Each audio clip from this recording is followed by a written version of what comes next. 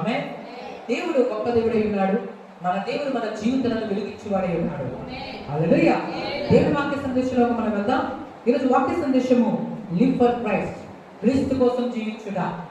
హల్లెలూయా. క్రీస్తు కోసం జీవించుట. భూమి పైన మనుషులందరూ కూడా జీవితం జీవిస్తారు.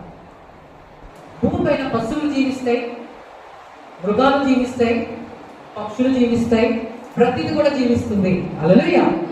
అలాగే భూమి పైన మనము కూడా ఏం చేయాలి? జీవించాలి. అయితే ఈ జీవితంకి ఒక అర్థం ఉండాలంటే, ఈ జీవితానికి ఒక విలువ ఉండాలంటే, ఈ జీవితంలో మనం ఆనందం చూడాలంటే, ఈ జీవితంలో దేవుని నెమ్మదిని మనం పొందాలంటే క్రీస్తు కోసం మనం జీవించాలి. జీవితం మనం కలిగి ఉండాలి, కానీ ఆ జీవితము మనకు జీవితం ఇచ్చిన దేవుని కొరకు కలిగి ఉండాలి. జీవితం ఇచ్చిన దేవుని కొరకు మనం జీవించాలి.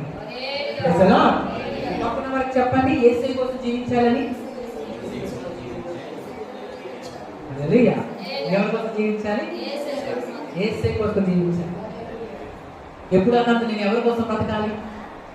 ఇంకెవరి కోసం బ్రతకాలి? నన్ను ప్రేమించిన వాళ్ళు లేరు, నన్ను ఆదరించిన వాళ్ళు లేరు, నేను ఎవరి కోసం ఇంకా కష్టపడాలి అని ఎప్పుడు అనుకోకూడదు. ఎవరున్నా లేకపోయినా, ఏదున్నా లేకపోయినా, ఎవరున్నా నీతో లేకపోయినా సరే, ఒక మాట జాగ్రత్త గుర్తు పెట్టుకో, దేవుడి బిడ్డ, దేవుడు మాత్రం ఇప్పుడు నీతో ఉంటాడు. ఎవరిని స్నేహం చేయకపోయినా ఆయన స్నేహం చేస్తాడు. బంధువులందరినీ విడిచిపెట్టారా? ఆయనే నీకు బంధువుడుగా ఉంటాడు. అందరిని విడిచిపెట్టారా? ఆయన ఎన్నడు విలువడు, ఎడబాయుడు. ఇటువంటి యేసయ్య మనకు ఉన్నారు కాబట్టి ఆయన కోసం మనం ఏం చేయాలి? జీవించాలి. క్రీస్తు కోసం మనం బ్రతకాలి.